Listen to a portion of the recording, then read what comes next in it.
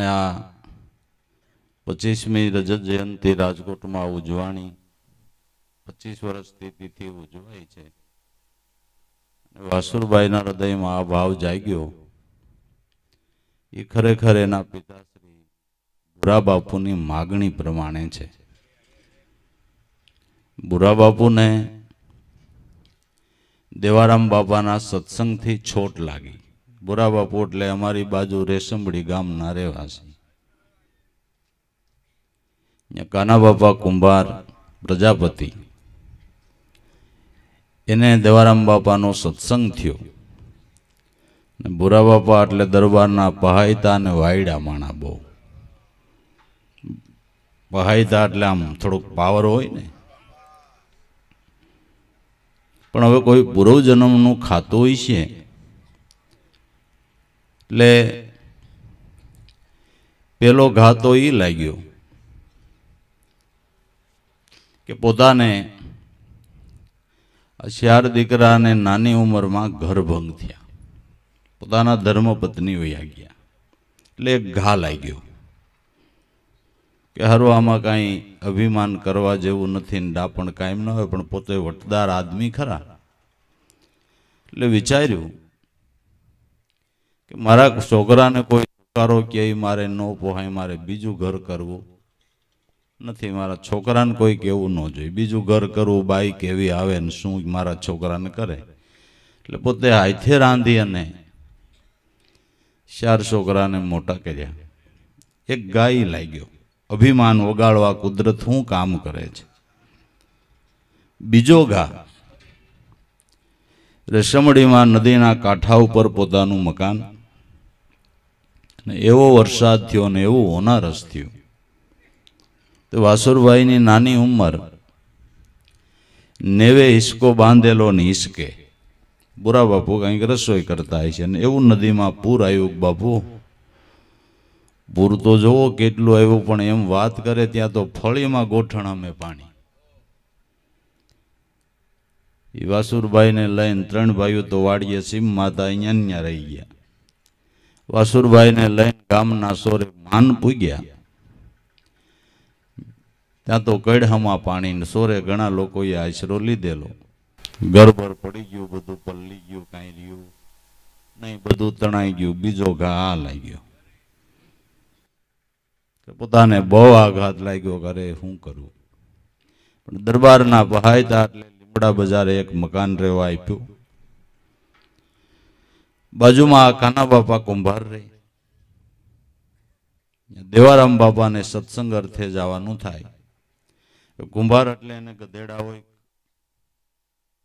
ગધેડા ઘેરે બાંધે. એટલે ભૂરા બાપુએ કાના બાપાને કીધું કે મારે હવારમાં પોરમાં ઉઠીને ગધેડાના મોઢા જોવે, મારે ન પોહાયો, કાં બીજે રહેવા વયા જાઓ અને કાં ગધેડાને બીજે બાંધો. એટલે કાના બાપાને ઘેરેથી નાથીમાં બિચારા બહુ ભોળા અને ભલા કે અરે આ કંટા માણા ભૂરા બાપુ ને એની પાસે આપણે ક્યાં રહેવા આવ્યા. એટલે કાના બાપા હાથ જોડે, બાપુ અમે કંઈક કરશું. પણ ગરીબ માણા શું કરે, એને હોનારતમાં એમ હતું. પણ રાડાનું ટાટું આડું કરી દીધું એટલે આને ગધેડાના મોઢા ન દેખાય. એમાં દેવારામ બાપાને એની ઘેરે જવાનું થયું.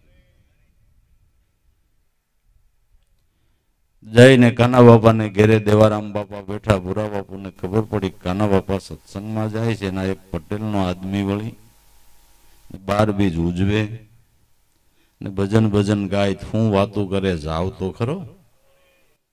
એટલે ભૂરા બાપુ કાના બાપાની ઘેરે ગયા. કાના બાપાએ આવકાર દીધો, બેહો બાપુ. એટલે શેટેથી આમ હાથ જોડીને બેહી ગયા. અને દેવારામ બાપાએ બરાબર એવી વાત કાઢી. ભૂરા બાપુએ સાંભળીને ભાઈ શબ્દની સોટ લાગી. સત્સંગ પૂરો થયો એટલે પૈગે લાગ્યા અને માથે આમ થાપો માર્યો દેવારામ બાપાએ. રોમે રોમ કંપી ગયા. એ અજ્ઞાને એક થાપામાં જ કાઢી નાખ્યો. રજા લઈને ગયા એટલે પીગે લાગ્યા. દેવારામ બાપા વૈયા ગયા પછી કાના બાપાને પૂછ્યું કે આ ભગત બાપાનો સત્સંગ કેટલા ટાઈમથી કરો? અમે તો ઘણા ટાઈમથી બાપુ કરીએ. કે જે હોય આ પુરુષ કાંઈક મહાન છે, આ પુરુષ કાંઈ મહાન છે. મને તો થાપો માર્યો, મારા રોમે રોમ કંપે છે. સંગ કરવા જેવો બાપુ અમે તો પ્રેમથી કરીએ છીએ ને તમારો ભાવ હોય તો આવો. કે આવું જ છે. ત્યાંથી રંગ લાગ્યો.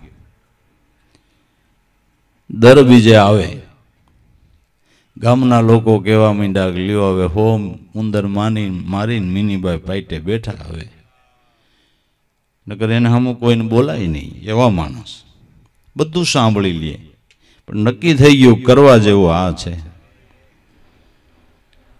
માંડ્યા સત્સંગમાં આવવા. દેવારામ બાપાને વિનંતી કરી કે હવે મને કંઈક આ લાઈનમાં લ્યો. દેવારામ બાપાએ ઉગારામ દાદાને વિનંતી કરી કે પુરુષ છે બાપા, કે કેવો ભાવ છે? ભાવ બહુ સારો છે, તમે દયા કરો. કે વાંધો નહીં, અર્જુન બાપાની તિથિમાં લઈ આવજો, અહીંયા ઉપદેશ કરીશ.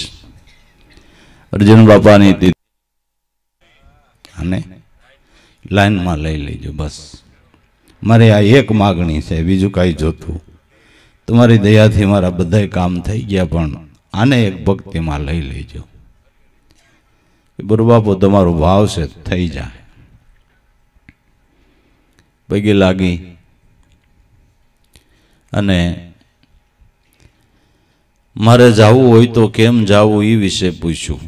કે હવે મારે વયું જવું છે, દેહ છોડવો હોય તો હું કેવી રીતે છોડી શકું? કે બાપુ તમે નક્કી કરો ને એ રીતે તમે જઈ શકો, જઈ શકો. ને સદગુરુ તમારી સાથે છે, ઉગારામનો તમને પરવાનો છે, તમારા ભાવ પ્રમાણે તમે જઈ શકજો. પછી આગેરાક મારા બા ઉભા હતા ગંગામાં, એમના આયલા પગે લાગીને ગામડિયાના રિવાજ પ્રમાણે મારા બા ભુરા બાપુની લાજ કાઢતા. કે માં લાજ મૂકી ગયો, હવે તમે ઘણી મારી સેવા કરી,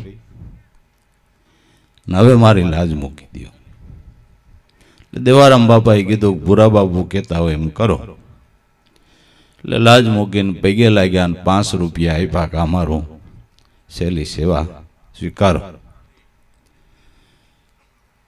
ત્યાંથી લાબુ દાદા પાસે ગયા, ન્યાય માગણી કરી કે મારે જવું હોય તો શું કરવું?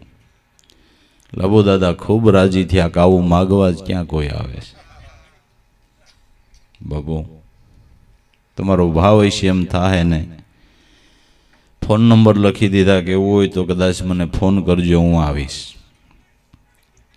તમને ભરવાનો છે, જાઓ તમારા ભાવ પ્રમાણે છૂટી જાય. દે ત્યાંથી બાંદ્રા સોનલમાને મળી, ભલા બાપાને મળી.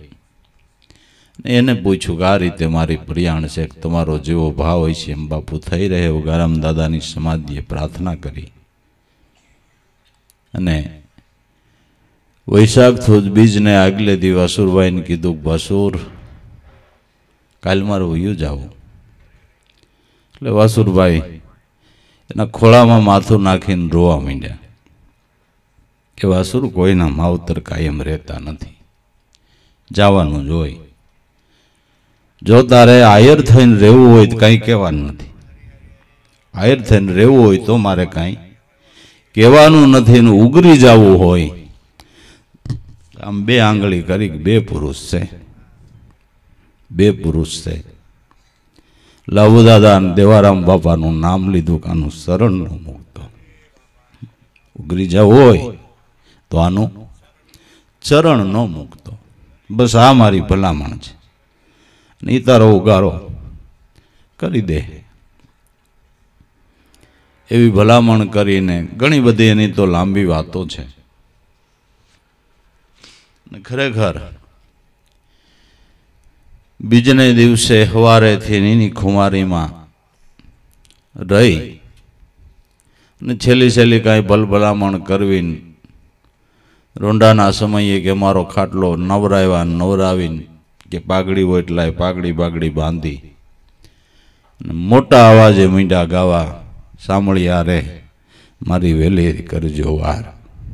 કોઈ દિન અગર ભજન ન ગાતા પણ જોર જોરથી ગાવા માંડ્યા. આડોશ પાડોશમાં છોકરા ભેળા થઈ ગયા. ઓલા ભરવાડ ધનીમાં પડખેથી આવ્યા. બાપુ આજ તો વૈરાગ ફાટી ગયો લાગે. કે હા માં, આજ વૈરાગ ફાટી ગયો, વૈરાગ ફાટી ગયો આજ.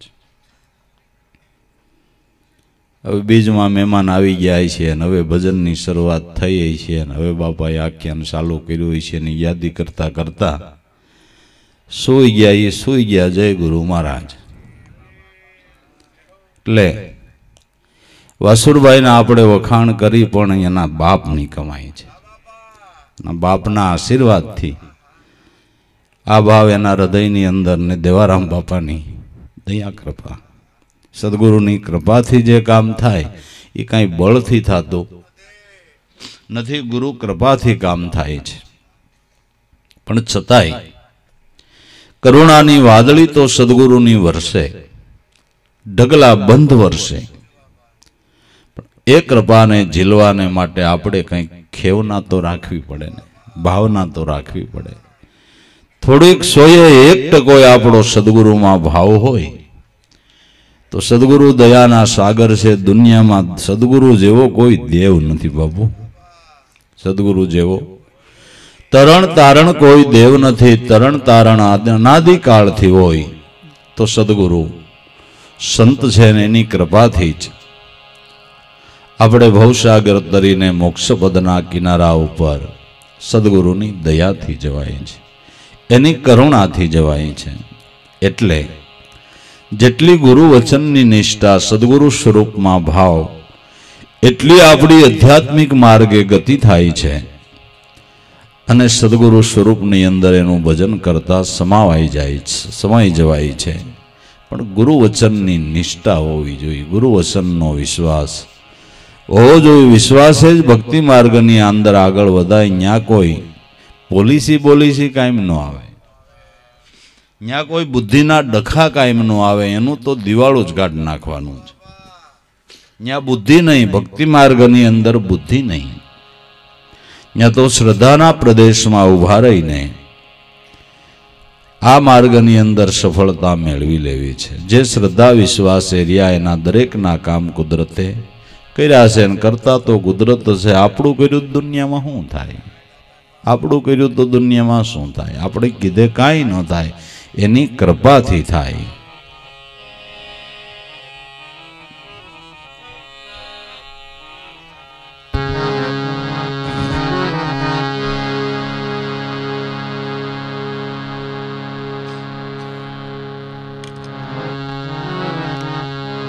વાસુરભાઈ ને એના બાપાની કૃપા, મને મારા બાપાની કૃપા. અમે બે બાપ કમાઈ વાળા, આપ કમાઈ વાળા, બેમાંથી એક કોઈ નથી. એની કમાઈ છે. ત્યાં આપણું શું આવે ને? આપણે કમાઈ કરતા વારે બહુ લાગે, વાર લાગે.